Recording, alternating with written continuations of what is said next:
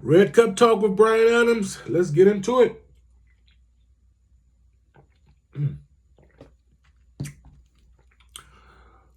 I never really tell people or tell in my videos, but this is some good juice. It's Minute Maid, zero sugar.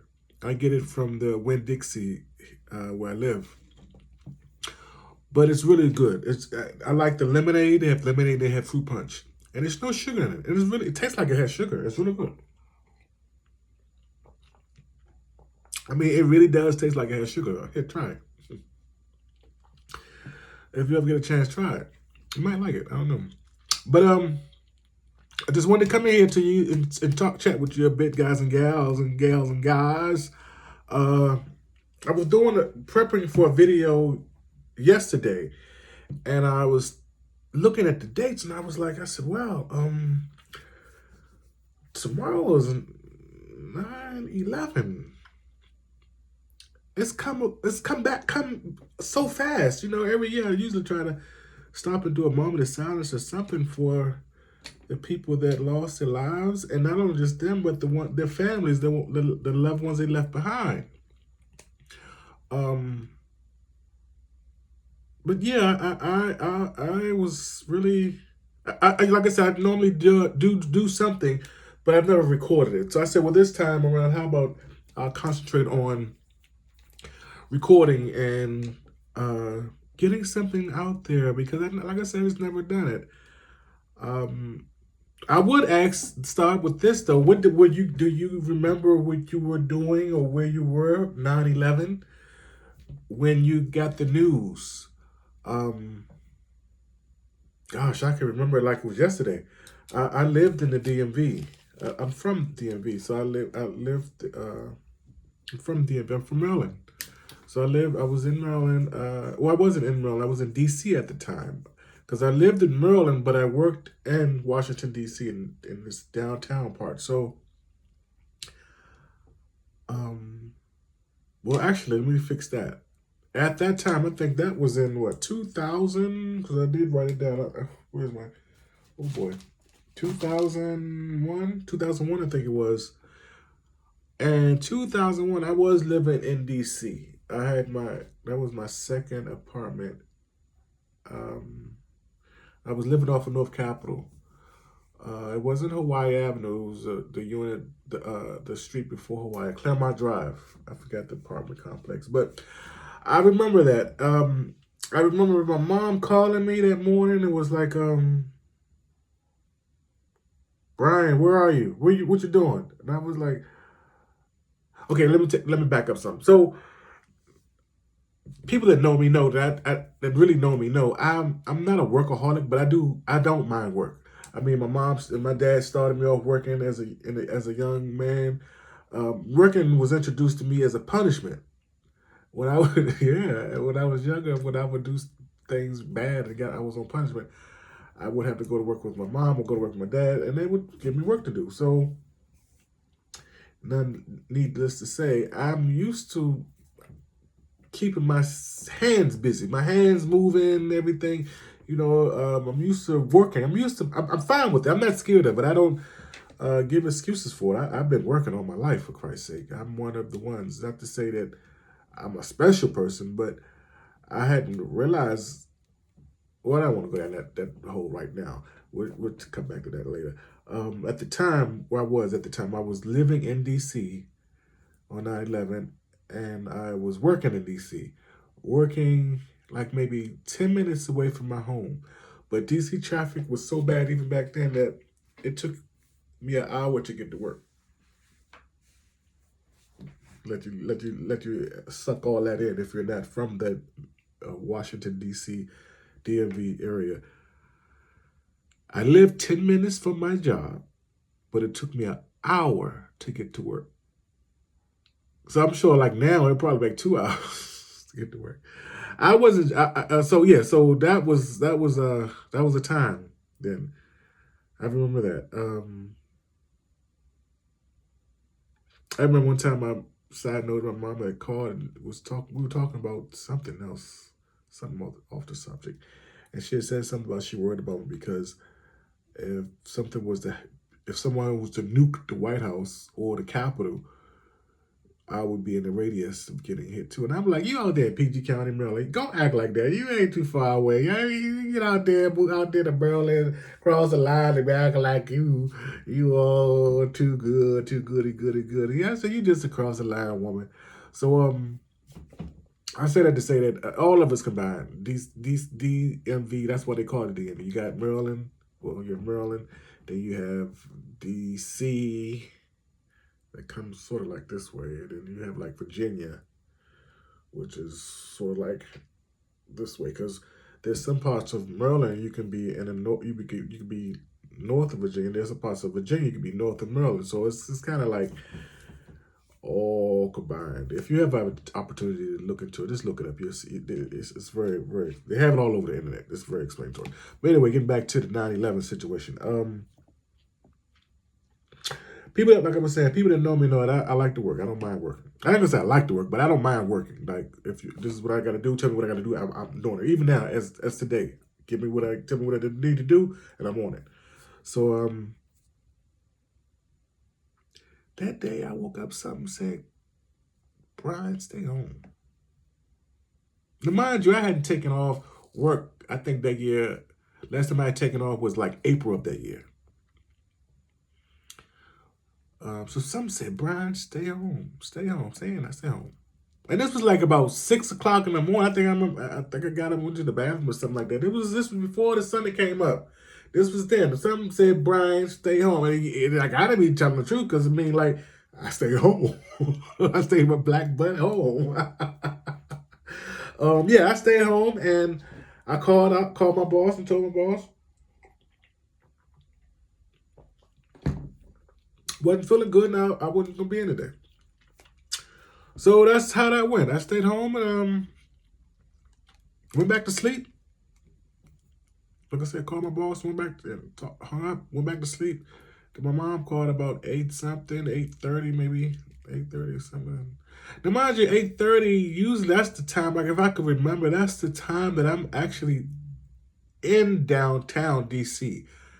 Back then, if I had to went to work, I would have been probably in my office by 8:30.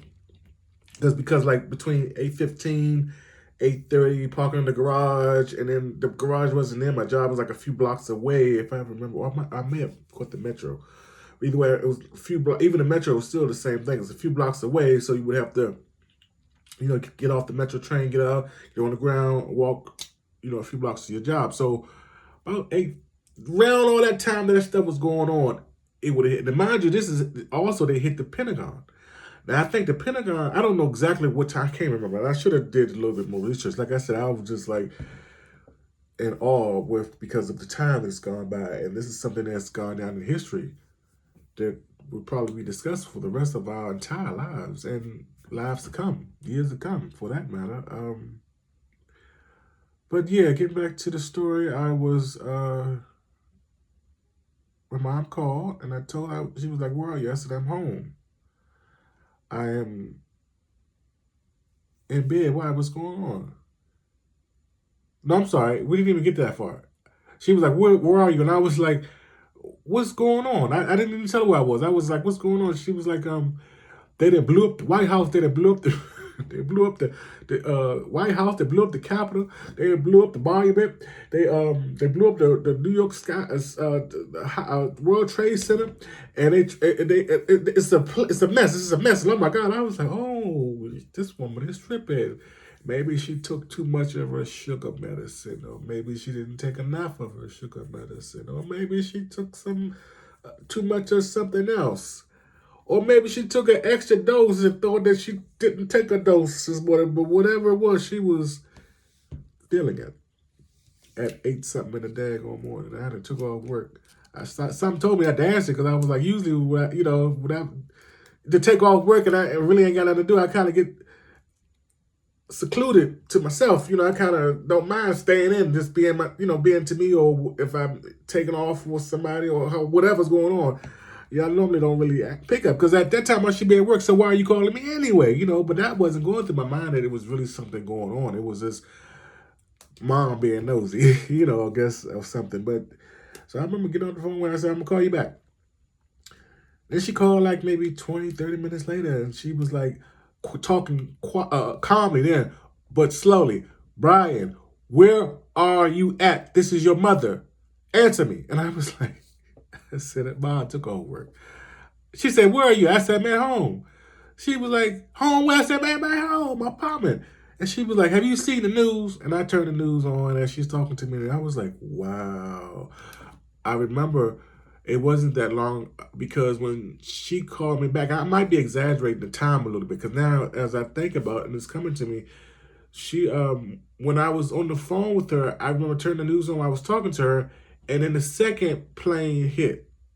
I remember seeing the second plane. I didn't see the first one, but I saw when the second one hit because I remember looking like, and it said clang, and I didn't think to jump or nothing because I was like, okay, they about to make a movie about planes hitting the World Trade Center. Big deal. She was like, no, baby, this is real. I'm not laughing, but yeah.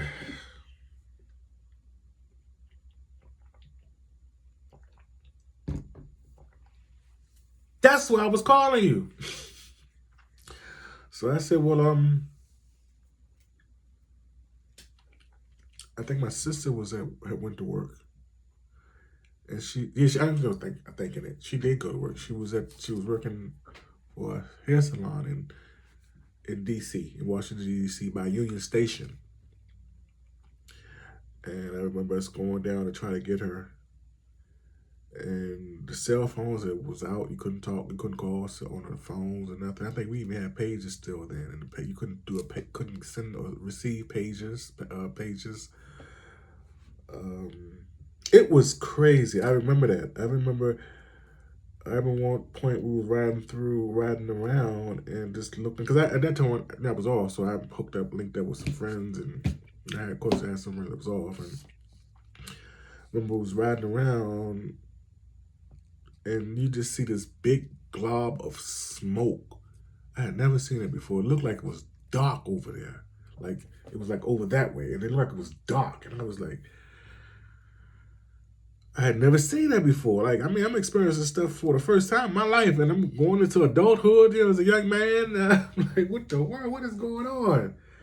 And it was talking about that was the smoke from the Pentagon, they had hit the Pentagon, and yeah, it was crazy. It was crazy.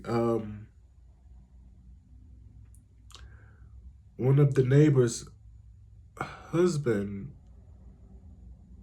car, he was able to get out from the Pentagon. He worked at the Pentagon. He was able to get out, but he couldn't get to his car or something. So they had to. I don't think he ever got his car back. But oh gosh, I'm trying to think of some other things because it's been a while. But there was a few other people that I knew had lost their loved ones, and of course, you know that how that go. They go one, they leave out that morning. You're not expecting this to happen, and then you know, some got the message the same day, I guess, and some didn't. Some got it days after. I don't remember exactly because I didn't know nobody personally. I just know what I was doing and where I was at the time it happened. At the time I was given the information, and I just thought that was just so sad. You seeing the stuff on TV, seeing the videos on TV, and you seeing those news reporters braving it through, risking their lives, trying to get as close as they could to the scene of the crime, to see, show us what's going on and risking their lives. And I remember one video, the person was talking, and you can hear smack, smack, smack in the background. And actually, eventually, they stopped letting the person talk. The whole thing was shut down. But I guess it was bodies dropping in the background. They said people were dropping off the thing and falling off, whether it was dropping on purpose or what. But it was crazy. It was a crazy time. I remember that. I do. Like I said, for people that experienced that head on or had loved ones that was involved with that, my hat go off to you, because you got to experience that, or at least not experience it, but you have to be taken back to that place every year. And it's not a bad thing, but because a memorial is, sometimes it's good, but you still have to be taken back to that place and time. I know, because I mean, you can experience it also with death dates. You're always going to be taken back to that time. That's if you keep up with those days. Some people don't keep up with it. Some people just, let it flow and do how they do. Some people like to, keep up with that type of stuff. I'm a little bit of both, because I mean, some things you would think that I keep up with, I would keep up with, whereas I don't. Whereas, but like I said, I remember 9/11. Um, I can remember even the news, watching the news and seeing them, because at the time, yeah, I remember at the time I'm thinking I wasn't driving. I was catching the metro to the train station. I wasn't driving to work, because I used to get off at Farragut North Metro stop, and that's on the metro, on the red line. If you're familiar with the metro station, Washington D.C., DMV's metro system, it's called Metro. They call it the Metro. And I used to have to get off at the Farragut North stop and then walk a few blocks down to my building. And when the news was showing, they showed footage of people at Farragut North Metro Station, because a lot of people, like I said, had went to work that day. It was a regular day, no warnings or nothing. It was just regular day, regular old day. But it was crowded. It was people all in the street. You couldn't really drive down there. I mean, it was traffic. It was people everywhere there. I was like, whatever gave me that message to say, Brian, take off today. Stay home. I think, I believe, I'm a Christian. I believe I'm a Catholic. I believe in my faith. But whatever, thank you. You know, because I listen to that. Sometimes I guess it's not. It might not have anything to do with that. I mean, not to take credit for where credit is always due, but it could have just been. Sometimes it's just that inner voice. You know how they say, when you don't let that inner voice, you don't listen to that inner voice, it F's you every time. At least my people used to say that all the time. I don't listen to that inner voice, I get every time. And that's what it was. I didn't listen. I listened to that inner voice that time, and I'm glad I did, because, like I said, I don't think I would have been in any danger. Well, no, they were saying that it was the commute, trying to get down and get out of there, was just horrible. So I mean, I'm just grateful that I was able to dodge that. But man, that was crazy. That all, seeing that on TV, and witnessing all that stuff. And then the next day, I remember going to work, and some of my supervisor, some of my coworkers was like, "Did you have anything to do with this?" Jay was, joking with me, but it was more of a, "How did you know to take off? You never take off. How did you know? Why would you take off that day?" I was like, "Oh, I didn't feel good. That's my story, and I'm sticking with it." So, like I said, I wanted to take the time out to have a moment of silence for all the loved ones that was remembering 9/11. All the loved ones that was all of the people that were in the situation, and all the loved ones that they left behind. We'll have a moment of silence.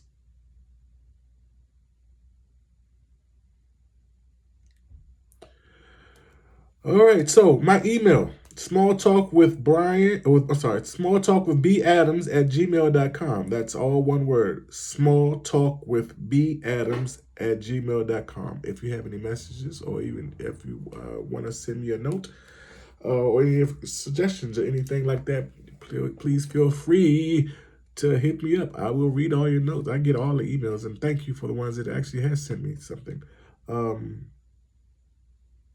Hit that like button and subscribe to my channel so you can be up to date with content as I drop it. thank you guys for tuning in and listening to this is my story. Like I said, if you have yours, I like to hear about it. Or talk about it. Tell somebody. Today is 9/11, so let's give honor what honor is due on this day. Peace.